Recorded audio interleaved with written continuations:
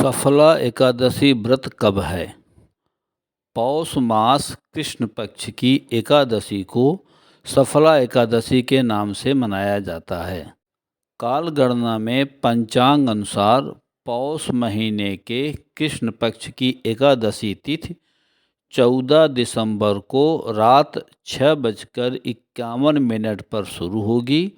वहीं इसका समापन 15 दिसंबर को रात 9:22 पर होगा। ऐसे में एकादशी प्रकार अनुसार सफला एकादशी व्रत 15 दिसंबर सोमवार को रखा जाएगा। सफला एकादशी व्रत पारण शुभ मुहूर्त। सफला एकादशी व्रत का पारण व्रत रखने के अगले दिन द्वादशी तिथि के भीतर सूर्योदय और हरिवासर समाप्ति के बाद किया जाता है। हरिवासर द्वादशी तिथि की पहली 1/4 अवधि होती है। यदि द्वादशी तिथि सूर्योदय से पहले समाप्त हो गई हो तो एकादशी व्रत का पारण सूर्योदय के बाद प्रातः काल का समय उपयुक्त होता है। प्रातः काल पारण करने में सक्षम नहीं है तो मध्याह्न काल के बाद पारण करना चाहिए। इसलिए सफला एकादशी व्रत का पारण 16 दिसंबर मंगलवार को सूर्योदय सुबह 7:51 से लेकर सुबह 9:05 के बीच किया जाएगा। भगवान श्री हरि विष्णु की कृपा पाने के लिए एकादशी तिथि पर व्रत रखकर उनकी पूजा आराधना का वैज्ञानिक कारण जानने के पहले आध्यात्मिक कारण समझते हैं। मानव शरीर के अंगों पर तिथियों और उसके अनुसार देवताओं का आधिपत्य होता है। इसलिए मानव शरीर के 5 कर्मेंद्रियों, 5 ज्ञानेंद्रियों और चतुष्टय अंतःकरण के मन पर एकादशी और बुद्धि पर द्वादशी का प्रभाव होता है। ये दोनों तिथियां जगत के पालनहार, सृष्टि के संचालक भगवान श्री हरिविष्णु के अधीनस्थ होती हैं। वहीं चित्त और अहंकार भगवान शिव के अधीनस्थ होती हैं। भगवान शिव की पूजा आराधना के लिए श्रावण मास के प्रत्येक सोमवार शिवरात्रि की तरह त्रयोदशी तिथि के प्रदोष काल का विशेष महत्व बताया गया है। परब्रह्म के 3 मूल स्वरूप ब्रह्मा, विष्णु और शिव गुणात्मक रूप में विभिन्न होते हुए एक ही हैं। पाप से बचने के लिए इनमें भेद नहीं समझना चाहिए। जब भगवान ने सभी जीवात्माओं की इच्छा पूर्ति के लिए कर्म क्षेत्र अर्थात भौतिक जगत अथवा भूलोक और कर्म यौन प्राणियों की रचना किया तो उसी के साथ साथ अनेक प्रकार के पापों का भी जन्म हुआ। उन पापों से एक पाप पुरुष की रचना हुई। भगवान ने देखा कि आत्माएं बहुत जल्दी पाप की ओर प्रवृत्त होती हैं और उन्हें दंड के लिए बार बार नारकीय लोकों में भेजा जाता है। भगवान को जीवों पर दया आई और उन्होंने अपने शरीर से एकादशी का विस्तार किया। जीव एकादशी का व्रत रखने लगे और पापों से मुक्ति पाने लगे। इस पर क्रोधित पाप पुरुष भगवान के पास गया और बोला, आपने मुझे बनाया है, लेकिन एकादशी के प्रभाव से मैं अपना कर्तव्य करने में असमर्थ हूँ। भगवान ने उत्तर दिया, यदि ऐसा है तो मैं तुम्हें प्रत्येक एकादशी को अन्न में प्रवेश करने का आदेश देता हूँ। इससे तुम्हारा अस्तित्व बच जाएगा। इसलिए यदि हम एकादशी का व्रत रखते हैं तो हम उन सभी पापों से बच जाते हैं जो हमें एकादशी के दिन अन्न खाने से मिलता है। एकादशी तिथि व्रत का वैज्ञानिक महत्व। ब्रह्मांड के सौरमंडल में उपस्थित ग्रहों की सूर्य की सतत परिक्रमा करने के कारण अमावस्या तिथि और पूर्णिमा तिथि को क्रमशः सूर्य और चंद्रमा का प्रभाव पृथ्वी पर अधिक होने के कारण वायुमंडलीय दबाव ज़्यादा हो जाता है और उसके बाद घटते क्रम में एकादशी तिथि को वायुमंडलीय दबाव सबसे कम हो जाता है, जिसकी अनुभूति पृथ्वी पर उपस्थित जल स्रोत जैसे नदियों और समुद्रों में उठने वाले उग्र और अधिक ऊंचाई की लहरें, जिसे ज्वार भाटा के नाम से जाना जाता है, किया जाता है। उसी तरह मानव की आत्मा और मन भी प्रभावित होता है। मानव जो कुछ भी खाता पीता है उसकी अनुभूति उसके मनमय कोष द्वारा चौथे दिन हो पाता है। इसलिए एकादशी तिथि के दिन अधिक जल तत्व वाले भोज्य पदार्थ जैसे चावल और नमकीन युक्त भोजन ग्रहण करने के बजाय फल को ग्रहण करते हैं। पूजा आराधना के लिए काल गणना में तिथि और दिन की तरह समय का विशेष महत्व होता है। धार्मिक ग्रंथों और शास्त्रों में वर्णित है कि दिन में सही समय में की गई पूजा देवी देवता स्वीकार करते हैं। दिन में 5 बार पूजा करने का समय बताया गया है। पहली पूजा ब्रह्म मुहूर्त में प्रातः 4:30 से 5 बजे के बीच, दूसरी पूजा प्रातः 9 बजे तक, तीसरी दोपहर 12 बजे तक, चौथी संध्या पूजा शाम को 4:30 से शाम 6 बजे के बीच और पांचवी पूजा शयन पूजा रात 9 बजे तक उचित बताया गया है। दोपहर 12 बजे से 3 बजे के बीच के समय को अभिजीत मुहूर्त कहा जाता है। यह नारायण का समय होता है जब कोई अपने पितरों का तर्पण करता है। इस समय अतृप्त आत्माएं मंदिर के आसपास भटकती रहती हैं। योग सिद्धांत अनुसार मानव शरीर में प्राण ऊर्जा का आवागमन सूर्य नाड़ी, चंद्र नाड़ी और सुषुम्ना नाड़ी द्वारा होता है। जब सूर्य नाड़ी और चंद्र नाड़ी दोनों एक साथ चल रही हों तो इसे सुषुम्ना नाड़ी का चलना कहते हैं। तीनों नाड़ियाँ क्रमबद्ध में लगभग 50-50 मिनट की अवधि के लिए सतत दिन रात चलती रहती हैं। सुषुम्ना नाड़ी के दौरान पूजा पाठ और ध्यान लगाना श्रेष्ठ फलदायी होता है। सुषुम्ना नाड़ी दिन में कई बार चलती है। ब्रह्म बेला और गोधूल बेला में केवल सुषुम्ना नाड़ी चलने के कारण पूजा पाठ और ध्यान लगाया जाता है। व्रत और पूजा आराधना भगवान का क्यों करना चाहिए? परब्रह्म के एक से अनेक होने के संकल्प की पूर्ति में असंख्य जीवात्माएं परब्रह्म से अलग होकर इच्छा पूर्ति और उसके अनुरूप कर्म करने के लिए भूलोक में आकर कर्म योनि धारण करती हैं, जबकि जीव की कर्म और भोग 2 योनियां होती हैं। जीवात्मा किसी भी योनि में हो, उस योनि का शरीर 3 निकायों, पहला स्थूल शरीर, दूसरा सूक्ष्म शरीर और तीसरा कारण शरीर और 5 आवरणों या परतों या कोषों, पहला अन्नमय कोष, दूसरा प्राणमय कोष, तीसरा मनोमय कोष, चौथा विज्ञानमय कोष और 5वां आनंदमय कोष से मिलकर बना होता है।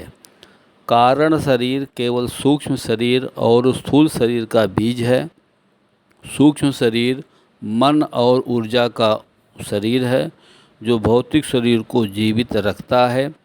कारण शरीर के साथ यह देहांतर करने वाली आत्मा या जीव है जो मृत्यु पर स्थूल शरीर से अलग हो जाता है और सूक्ष्म शरीर में रहता है। अतः जीवात्मा सदैव सूक्ष्म से स्थूल और स्थूल से सूक्ष्म में रहता है।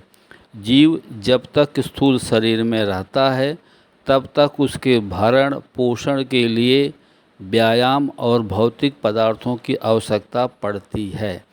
इसलिए जीव को भौतिक पदार्थों के उपयोग और उनसे मिलने वाले सुख दुख की अनुभूति का आवश्यकता अनुसार त्याग और जप तप व्रत उपवास और ध्यान की आदत डाल लेना चाहिए। एकादशी व्रत पारण का शुभ मुहूर्त तथा एकादशी व्रत रखने का वैज्ञानिक और आध्यात्मिक कारण जानने के बाद एकादशी कथा सुनने के पहले भक्तिमय वातावरण के लिए भगवान श्री हरि विष्णु की वंदना। हरिमय जगत जगतमय श्री हरि यत्र तत्र सर्वत्र वही बसते। नदियों में जल रूप पृथ्वी पे थल रूप नक्षत्रों में ज्योति रूप पुष्पों में हंसते।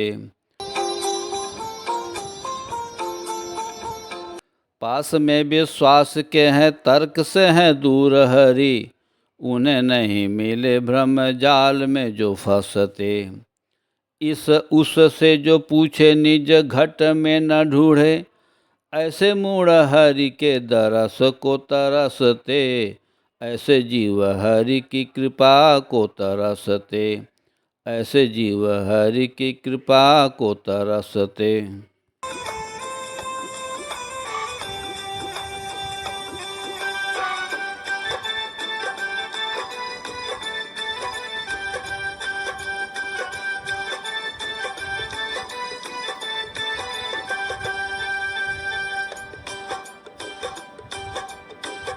श्रीमन्नारायण नारायण नारायण श्रीमन्नारायण नारायण नारायण। 184 भोग के तूने यह मानव तन पाया रहा भटकता माया में कभी पूजा व्रत नहीं किया। रख ले एकादशी व्रत रख ले एकादशी व्रत रख ले एकादशी व्रत भजले नारायण नारायण नारायण। हरि विष्णु मौका दे बार बार व्रत करो एकादशी चले आओ मेरे द्वार। व्रत करो एकादशी व्रत करो एकादशी व्रत रखो एकादशी। मैं रोज हरि गुण गान करूं एकादशी व्रत जरूर करूं। पूजा पाठ करूं तुम्हें याद करूं योगासन में तेरा ध्यान करूं। इतने भक्तों के रक्षक तुम मेरा उद्धार करोगे कभी न कभी। यदि नाथ का नाम दया निधि है तो दया तो करेंगे कभी न कभी। संसार का सुख दुख देख लिया मैंने जान लिया हरि नाम लिया। तेरे सिवा ना कुछ मेरा प्रभु ध्यान दोगे कभी न कभी। यदि नाथ का नाम दया निधि है तो दया तो करेंगे कभी न कभी। भगवान की वंदना के बाद उनकी कृपा पाने के लिए सफला एकादशी कथा। भगवान श्री कृष्ण ने कुंती पुत्र अर्जुन की पौष माह कृष्ण पक्ष की सफला एकादशी के प्रति जिज्ञासा और आग्रह पर कहा कि सफला एकादशी व्रत का महात्म्य सुनो। इस एकादशी के द्वारा भगवान श्री हरि विष्णु को शीघ्र ही प्रसन्न किया जा सकता है। इस एकादशी के आराध्य देव नारायण हैं। इस एकादशी के दिन श्री नारायण जी की विधि के अनुसार श्रद्धापूर्वक पूजा करनी चाहिए।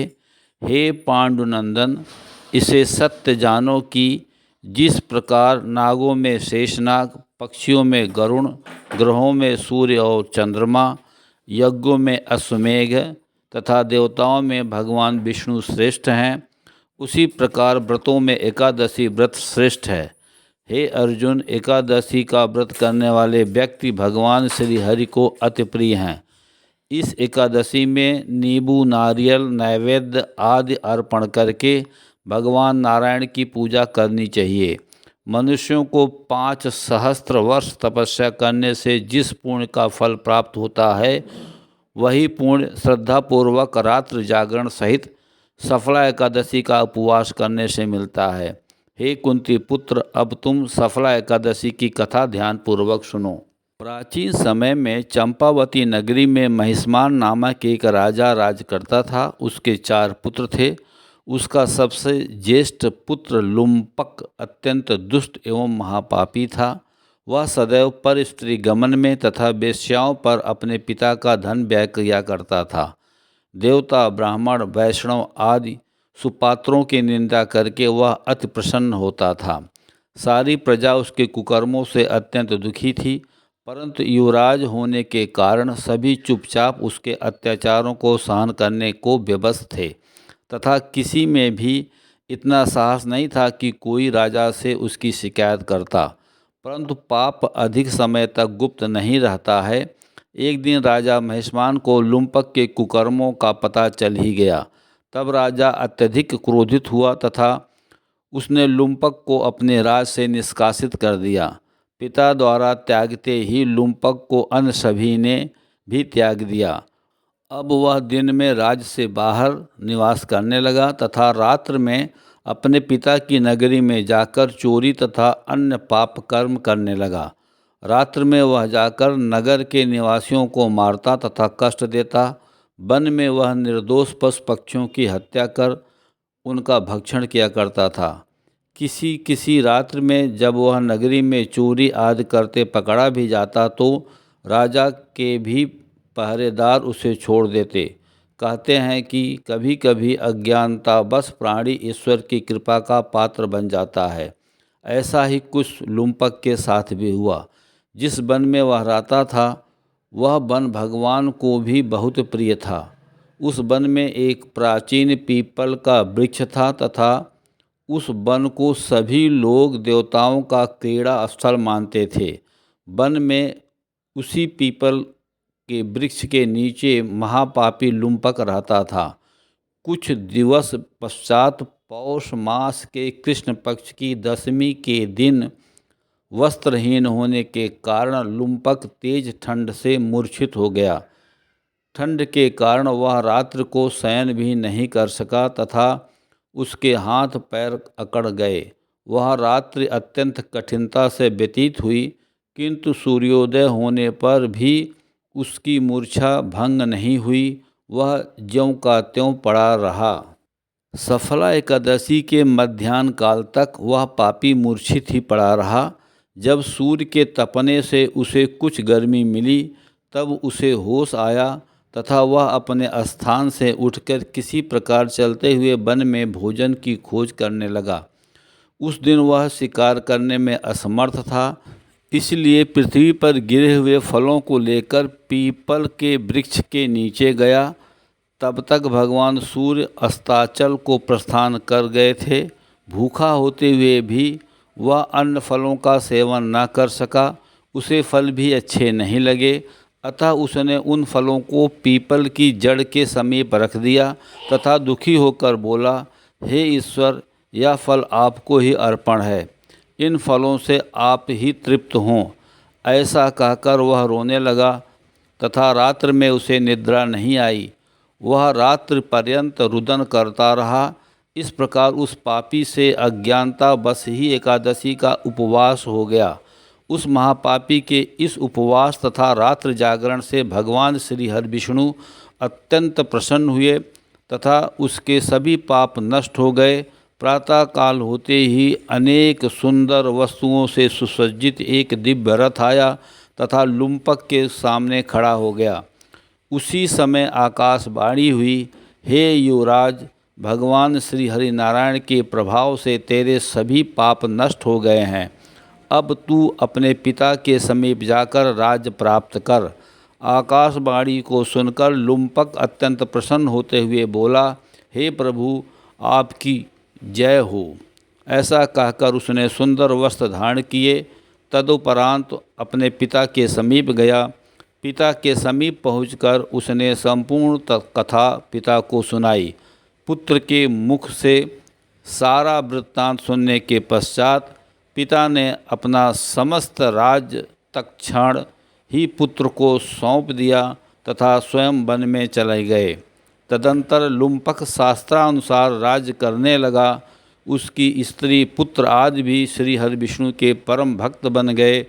वृद्धावस्था आने पर वह अपने पुत्र को राज्य सौंप कर भगवान का भजन करने के लिए वन में चला गया तथा अंत में परम पद वैकुंठ धाम को प्राप्त हुआ। प्रिय दोस्तों नमस्कार। मुझे आशा है कि मेरी यह लेटेस्ट पब्लिश्ड वीडियो आप सबको बहुत पसंद आई है। अतः घर में बैठकर इस वीडियो का आनंद लेने के बाद मेरे प्रयास को काइंडली लाइक और कमेंट्स करें तथा अपने नियरेस्ट एंड डियरेस्ट को शेयर करें।